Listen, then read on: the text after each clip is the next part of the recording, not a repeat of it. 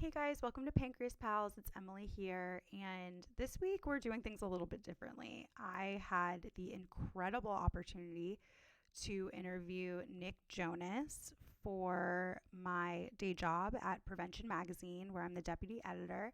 I got to speak with him thanks to Dexcom's PR people. They reached out, and I'm doing a story on him for World Diabetes Day and for National Diabetes Awareness Month. And my incredible bosses let me repurpose that interview for Pancreas Pals. So shout out to them, shout out to the incredible team at Dexcom, and to Nick Jonas and his incredible team. So buckle up. Here is a brief, but honestly, I peaked, most exciting interview I've ever done, probably in my life, but also for Pancreas Pals. And I really hope you guys enjoy the episode. Thanks. Hello, thank you all for taking the time. I'm super excited because I'm a fellow type 1 diabetic. So I have, been following Nick's journey. So Nick, thank you so much for taking the time. I really appreciate it. Thank you. When were you diagnosed, if you don't mind me asking? I have a whole podcast on it, so don't mind at all. But I was diagnosed actually when I was 20. So I'm coming up on 10 years. Got it. Yeah, it was a nice 20 years with the pancreas. I'm sorry to hear that, but, welcome to the club. Thanks. Yeah, there's definitely some cool people in the club, that's for sure. But I would love to kick this off with hearing a little bit about your diagnosis story, if that's okay. Yeah, happy to. I'm coming up on my 18-year diaversary, as they call it, I guess. I was on tour with my brothers at the time. It was kind of early days of our career, and we were doing a school tour, an anti-drug school tour. So basically, we would pull into, school auditoriums in the Northeast, and we would play a 15 to 20 minute set in their auditorium with our very loud punk pop music, and I started experiencing all the symptoms: frequent urination, loss of appetite, and losing weight unexpectedly, all the things, and knew that something was wrong, but really at that time didn't know much about diabetes at all. And there certainly wasn't a person living in a kind of public life that was advocating for it. And so I didn't really know what was going on, and finally, went and saw the doctor, and obviously my glucose was through the roof. Went to the hospital for a few days and learned about my new life, and came out and played a show the day after I got out, which I think was more me telling myself that I wouldn't let this slow me down than, needing to keep that show on. But that was sort of my attitude about the whole thing. And yeah, it's been a crazy 18-year journey of advocacy and also learning a lot about the ever-changing landscape of living with this disease and technology and medicine and all the rest. But I'm thrilled to be speaking to you, and that's my story. It's relatable up until the show part, but how was when I was first diagnosed, I literally was misdiagnosed for almost 2 years with type 2, even though I had literally no family history, and I tested positive for the markers of type 1, so don't go to the doctor in Florida is my takeaway from that. But it's a whole spiel that we do not have enough time for, so I want to thank you so much though. So I am always curious, because 2 days after I was diagnosed, I kind of did a similar thing, even though I didn't play a show. I just went to New York for an internship at Marie Claire back in the day, and I remember giving myself injections in the fashion closet and being like, you know what, I just got to do it. I'm running all over town. And it was so hard. This is before my Dexcom days. And for, the people that maybe didn't have access to Dexcom or still don't, it's so vital in my management with type 1. But I'm sure back when you were initially diagnosed, 18 years ago, Dexcom wasn't really a thing, and it's definitely not the thing that it is today. Can you tell me a little bit about how managing your blood sugars has changed over the years? So simple answer for me is that I totally relate to your sentiment. It's been insane to see how far the tech's come, and how improved my A1Cs have been because of that. And I think the awareness piece of the puzzle is really important, and has, helped amplify messaging around a disease that I, as I mentioned, I didn't know much about at all. And happy to be a part of that, but it's such a bigger and more robust community than just me and what I've spoken about. And I think those stories are so important, and really help frame, an ongoing and important conversation around not just tech and medicines, but access and affordability to these things as well, which, the work I've done with Beyond Type 1 has been, an exciting start to that, and partnering with a bunch of different organizations that are doing, all the right stuff. And that's from a policy perspective, but also from messaging and everything else. And partnering with Dexcom has been rewarding, that sense that they're really putting their money where their mouth is, and the $1 million commitment they made alongside Beyond Type 1 to serve underserved communities and get this access conversation going has been great. That's awesome. And I know we're running out of time, so do you mind if I just hit you with some rapid fire Yes, fun questions? Please. Okay, so what is your favorite low snack? Favorite low snack? I've got two. So I do a Dole pineapple juice. Gets the job done pretty quickly. And then, when I'm on stage or doing something active, the classic fruit snacks, Welch's fruit snacks are the go-to. You can't go wrong with those. And do you have are you still low aware? I know obviously Dexcom helps so much, but for me, I'll be 50 1 minute and I'm oh my God, if Dexcom didn't alert me, it would take me another 20 minutes to figure it out. But is that something that with 18 years you've got down? Yeah, I can feel it pretty much right away. It's so interesting. I was talking to another diabetic about this the other day. They asked me, when I got diagnosed and kind of what it feels like. And I was saying, I remember jumping on the trampoline as a kid, pre-diagnosis, and feeling what it feels like to be low, then, and now relating it to, that's what that was. Right. And so, yeah, I feel it pretty much the minute I hit 71 or 72, I'm okay, it's happening. That's so specific, but fair. And how do you handle lows during concerts? Is that where the pineapple juice really kind of comes in?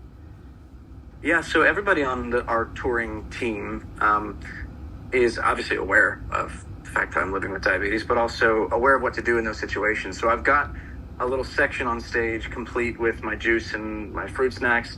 There's a setup under the stage with everything that I need. And then, God forbid, it ever get really bad, my head of security has a glucagon on him at all times, just in case. Gotcha. I'm do Nick and Joe know how to spot your lows now at this point? Kevin and Joe can. Oh, you're kind Nick. of tell. Sorry, I just panicked. Kevin and Joe can kind of tell. They can tell when my glucose is high because I'm obviously a little bit more irritable. But now I just tell them. Yeah. Hey, don't bother me right now. My glucose is high. I'll be fine in 10 minutes, and then it's all good. Do you have them on your Dexcom share? Because I'm a twin, and I have her on my Dexcom share, and she doesn't have diabetes. We're fraternal, so she got the lucky end of the stick. But she's been such an MVP when it comes to my share. I share with my wife, obviously, and when we go on trips and things like that, when I'm away from my family, meaning my wife, then I'll share with one of the brothers just in case. You never know, right? Yeah. It's just better to be safe. Yeah, for sure. I think that was the biggest test for my boyfriend when we first started dating. And when I was comfortable sharing my Dexcom with him, I was okay, this is legit. It's so intimate. That's a big step. Yeah, right? It's like going Instagram official, but even more. It's more. It's going blood sugar official. I mean, you can't hide from that. Yeah.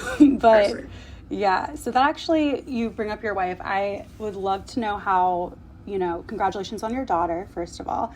But what's something that you want her to know about, living life with type 1? Well, I think it was important early in our relationship to set the stage for kind of, what it feels like. And it's to a person that's not living with the disease, it's hard to explain what it feels like. And from a physical perspective, but also an emotional perspective. And that's where, when I mentioned before, the alerting my brothers when my glucose is high, I do the same with her, because it helps avoid any unnecessary speed bumps. And she's been an absolutely incredible partner, not just with the management of the disease, which she's fully educated on what to do in any scenario, but also as a parent now.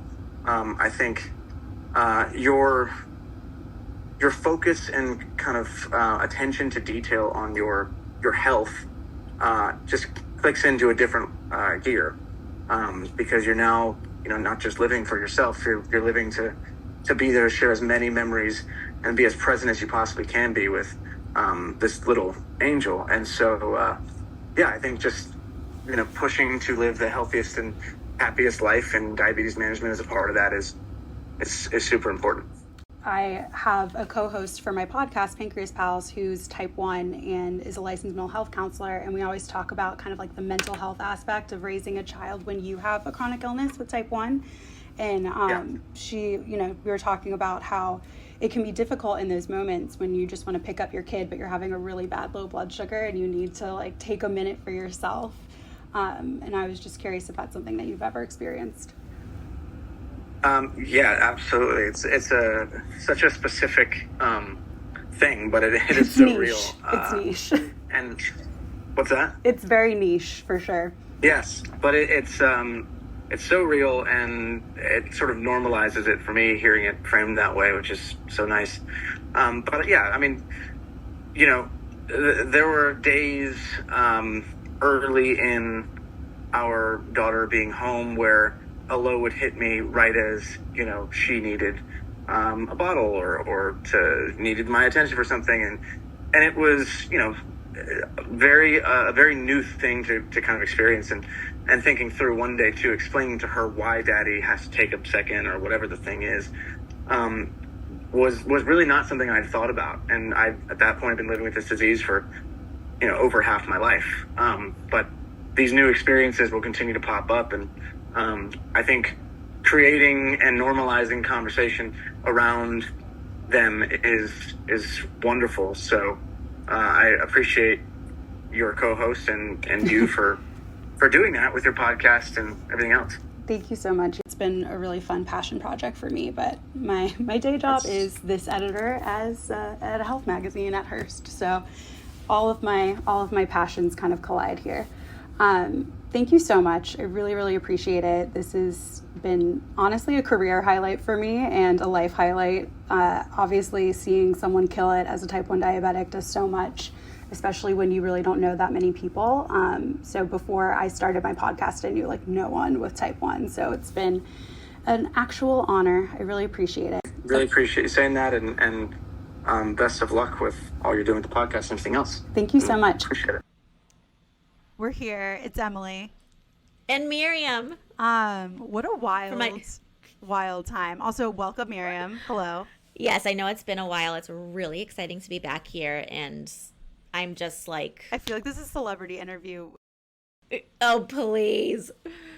Anyways, I just wanted to do a little synopsis of what occurred, because I feel like there's some explanation here needed, because little Pancreas Pals, how the F did this happen? But also, I'm clearly talking not like I'm talking on the podcast. I didn't explain some of the language that I usually explain, and that kind of stuff. But basically, I had this incredible opportunity through work, through my job at Prevention, and my incredible boss and editor-in-chiefs. So my boss, Allie, shout out to Allie, and the editor-in-chief, Sarah, they so graciously allowed me to kind of pull double duty with this, where that I'm writing a story for the magazine. Well, not the print magazine, the digital magazine, for my day job, but they also let me repurpose the recording with the blessing of Nick's team for the podcast. So, obviously it's not like Pancreas Pals just got this incredible thing on its own, but this was a situation where I think I peaked. Oh my God, yes. I don't think so. When Emily texted that she is talking to Nick Jonas. For on its own, we were like, oh my God.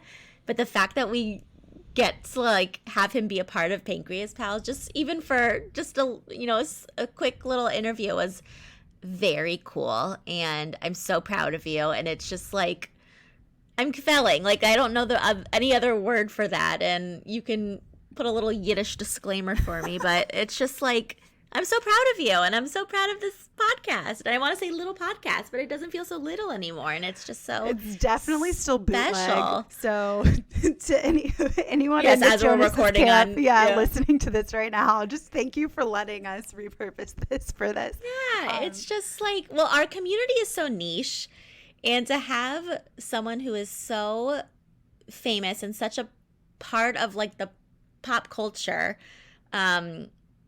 be a part of this. And like the fact that he has type 1 diabetes at all is already so cool. You know, all diabetics are like, oh my God, Nick Jonas, he's one of us. And so the fact that he's part of like the diabetic community, but now our little Pancreas Pals community is just like so special. And I'm so proud of you. And oh, stop. You're making me blush. I really feel I don't feel like I did too much here. I mean, obviously, I think I chatted a little. That was definitely just full disclosure. So I am the deputy editor at Prevention Magazine, and I interview all kinds of people, doctors, influencers, celebs, which is an incredible kind of path that I've gotten to go down, especially in my current job. And I really mainly focus on, talking to women. It's a women's focused magazine. If you look at our listenership, if you will, for the podcast, it's not that far off, honestly.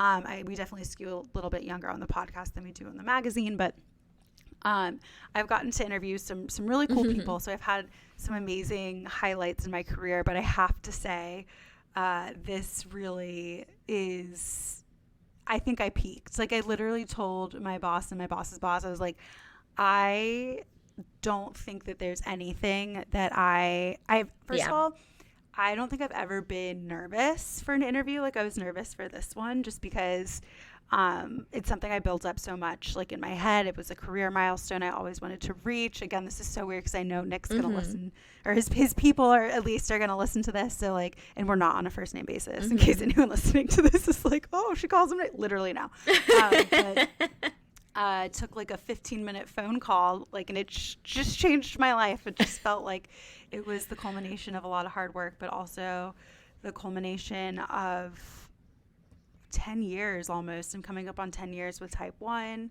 Yeah. We're coming up on, I want to say 7 years with this podcast. Like, it's insane to think crazy, that, we get all these incredible opportunities to talk to pals around the world. And, talking to Nick, it really did feel like I was just talking to another Pancreas Pal. After I put my foot in my mouth and clearly was so nervous early on in that interview. Just so you guys know, I did not cut like anything from that interview pretty much. I think I cut like one thing that was like a work-related thing that I didn't want to post, and then like the ending where I'm just like profusely thanking him for taking the time. But I had a moment early on where I was like trying to like stay focused and stay on track and not talk too much, because it was a weird situation where I knew I had permission to post this for the podcast. So usually I'm overly chatty on the podcast, right? But a good journalist, at least in terms of digital media, not on camera type of journalist, knows that power is really in the silence, and that you can get a lot from an interviewee by speaking less and having them fill the silence. And so I was, torn, because like I'm doing it for my day job, but I'm also getting to repurpose it for my podcast. So I tried to kind of walk that line a bit, but I totally put my foot in my mouth. I was asking him a question and I accidentally referred to Kevin as Nick, and he was like, I'm Nick. And I was like, dude, I know. I panicked. I'm so sorry. He was very nice about it and moved on.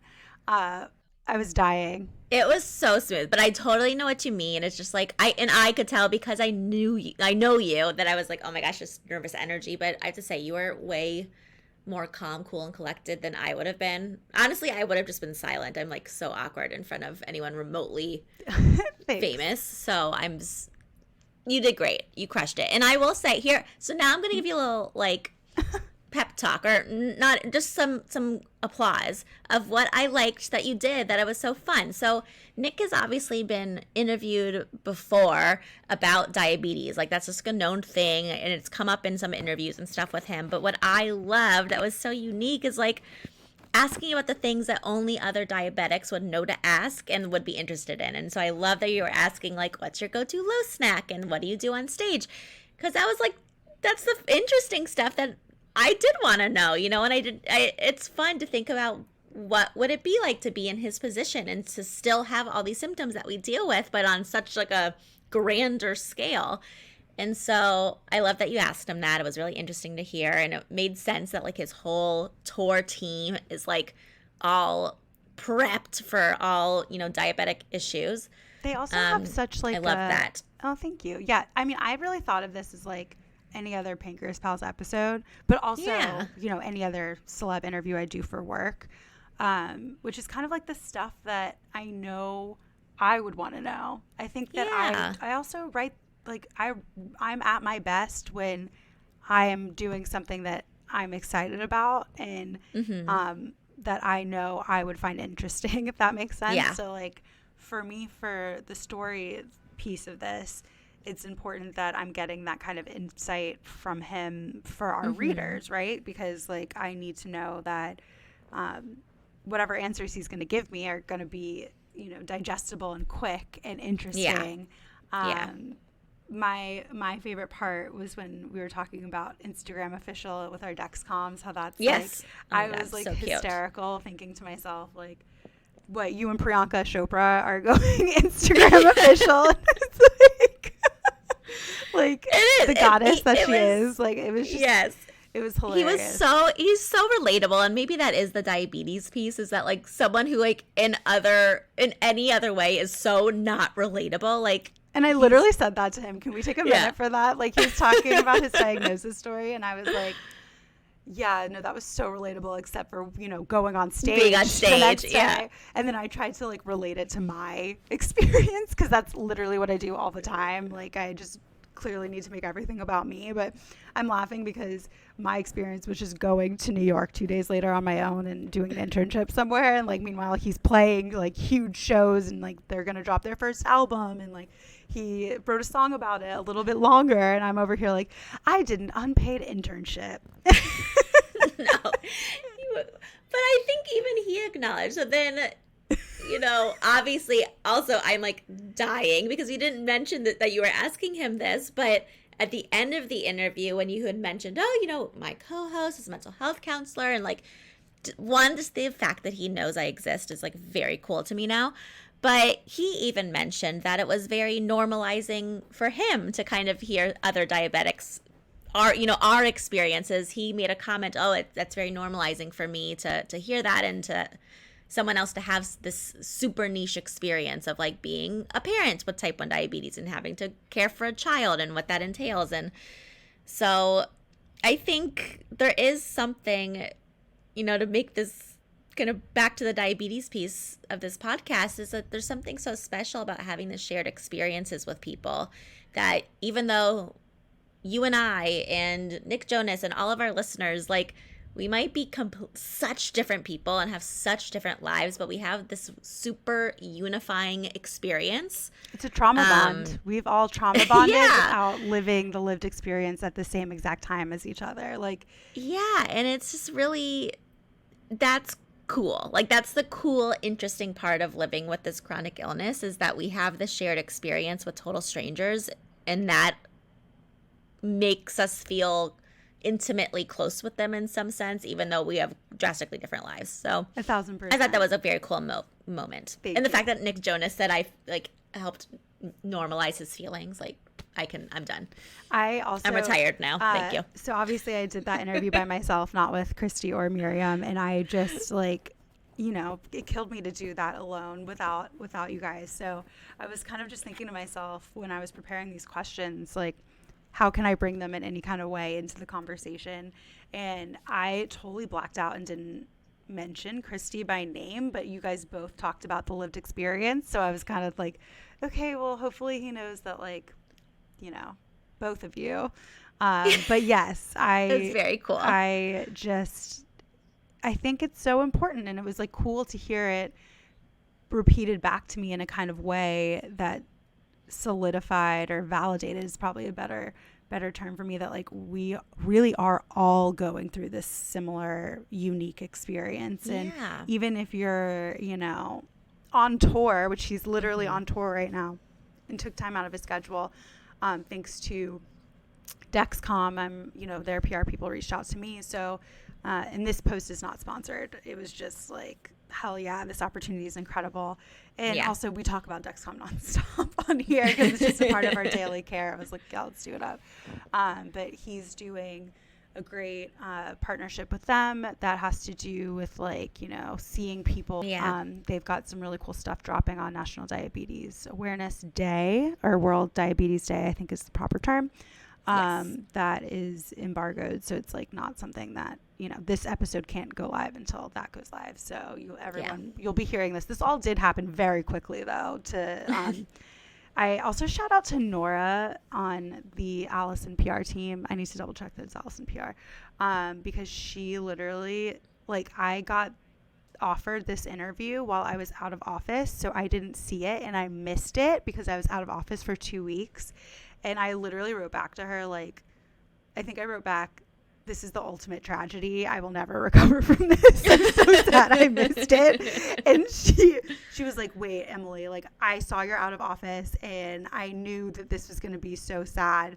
Like, let me see what I can do. And then, like, within a couple of weeks, she got it connected. She did it up for us. But yeah, she's at Allison Worldwide, not Allison. I don't know what I said, but yeah. So shout out to her and their whole team for setting this up, and to Nick and Nick's people for taking the time, and to you and Christy for willing to hop on last minute and, like, record this this post-cap, post-mortem, if you will. But I know it was like a short interview. It was, you know, I'll take whatever I can get, and it was incredible that he gave us even that amount of time. Because again, he was literally on tour while he was doing this. Oh my God. Yes. This is incredible. We're this, like, little baby podcast and he's a mega superstar in this. Well, he did it for prevention, but yeah. I know. But still, the fact let's take it. Let's take the win. This is just, like, so cool. And I'm just so proud of our little Pancreas pals. And I was gonna say,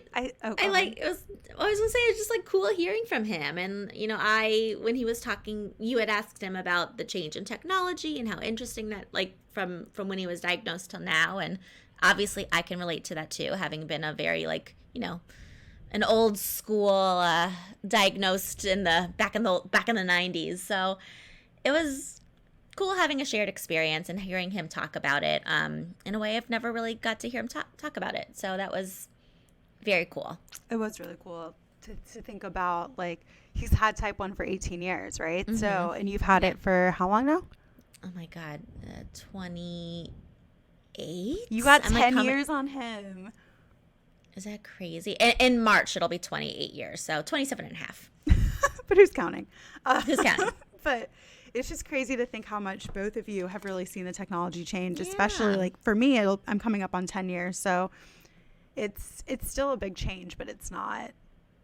I feel like Dexcom wasn't around 28 years ago, obviously. So yeah, you know, you were still doing, like, P tests for blood sugars back then, weren't you? Me, no. Oh no, I'm not that old, but sorry. It's okay. But our, like, finger pricker, the meters, the blood sugar meter, I remember so much. Terrible. First of all, it was like he thought I was, like, checking my blood sugar in, like, the 70s. No. Sorry. No, we had meters. We had blood meters, but I do remember the pricking your finger. It was, like, such a big drop of blood, like 5 times as much blood that you'd have to do now. And it took 45 seconds. It would count down from 45. That's so stressful. Before I'd show you the number. But that was just like, and that was considered, I mean, that was like the best technology at the time. Like the fact that you didn't have to pee on a stick, that you could just check your finger and know what your blood sugar was. So it's so crazy. If I really sit and think about it, it's so crazy what technology can do and how it's helped us right now. I have a question for you. That's awesome. that I asked Nick. But so who do you share with? Do you just share with Steven now? I share with no one. I'm like you not a don't good share example. with anyone. So no. I guess that's fine. I mean, everyone lived their truth. I really don't. I think technically when I first got the Dexcom, I think I shared with my dad and who's a doctor, by the way, Steven. And I think they both turned up. Like the whole point obviously is so that you can like alert, get notifications if I'm low. Like that's really the big thing. My dad, I think, never like figured out like the notifications. We couldn't get him to work and it was like whatever, it's fine. Steven, I think he prefers to like open the share app and see what I am, but the notifications were and it's fair. It's like I didn't want to bother him at work, and honestly, and maybe this is irresponsible of me too, but I felt very confident that I wasn't going to go into like an extreme situation where I need to feel more confident about that. I literally live that. But maybe that's probably like maybe a little delusional of me too, to like be so overly confident. But I've had it for 28 years. I think that plays, 27 and a half. I think that plays a large role in it too, like knowing your body and knowing, like Nick was saying that he knew when he was hitting 71 or 72, and I'm like, Jesus, that is so specific, but also like at the same time, I kind of get it. Like you can kind of feel between that. Like for me, it's like difference between 80 and like 68, like that. I have like a much larger.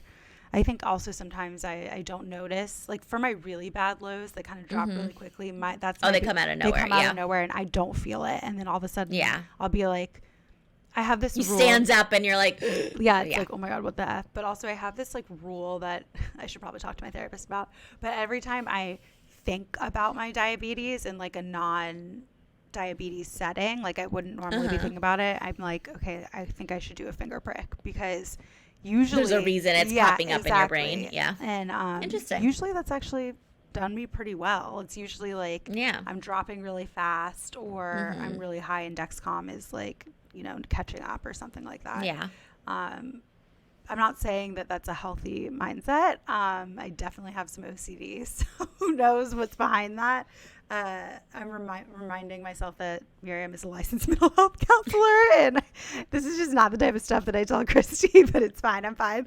I do think that, anyways, I could go on forever, but I just feel really #blessed that, this is something that happened, and this being this interview with Nick, and just so excited that I get to share it with you guys. I think that it's one thing to read a story, but it's another to get to listen to like a conversation. And I think it was really cool because it felt like a conversation to me. You could definitely tell I was nervous at the beginning. I was listening to myself when I edited it because I needed to lift Nick's sound because I messed something up on my end, classic. And when he asked, he's like, oh, can I ask you your diagnosis story? I sound like such an asshole. I'm like, yeah, I have a podcast. Like, I'll talk to you about it. And I'm like sitting there like, no, Jesus you were Christ. Fine. You're being tough on yourself, because it's cringy to listen to yourself talk, like in general, anyone, I think. Yeah. And when you edit a podcast and hate the sound of your voice at the same time. And you're like forced to listen. It's a whole other thing. But no, don't think twice about it. Anyone would be nervous. Any normal person would be nervous in that scenario, and I think you did great. And again, I have to say, cool. Thank you so much. I have to say, not to like name drop or any of this stuff, but I get to interview some really cool people with my job, and Jen Garner is like one of the kindest humans, and like Jen literally is like, I feel like I can call her Jen. Like I've interviewed her like 4 times, and she is a saint and an angel, and like remembers me, or at least plays it like she does. Cute. And like Melissa Gilbert is another saint angel. Bobby Brown, like really cool people, and I feel like I'm always like, depending on where I'm at in my career, nervous to talk to someone and like represent the magazine and represent myself in a way that I can be proud of. But this this was like a different level, because I just never thought that this, it's the whole type 1 connection. Like, it's like a different level of connection to a celebrity that's like feels like them. Yeah, for sure. Which was wild. Anyways, thanks for hopping on and doing like this recap with me. I appreciate it, Miriam. And I hope that you liked the episode. I hope everyone listening liked the episode. Of course. I'll do my spiel now.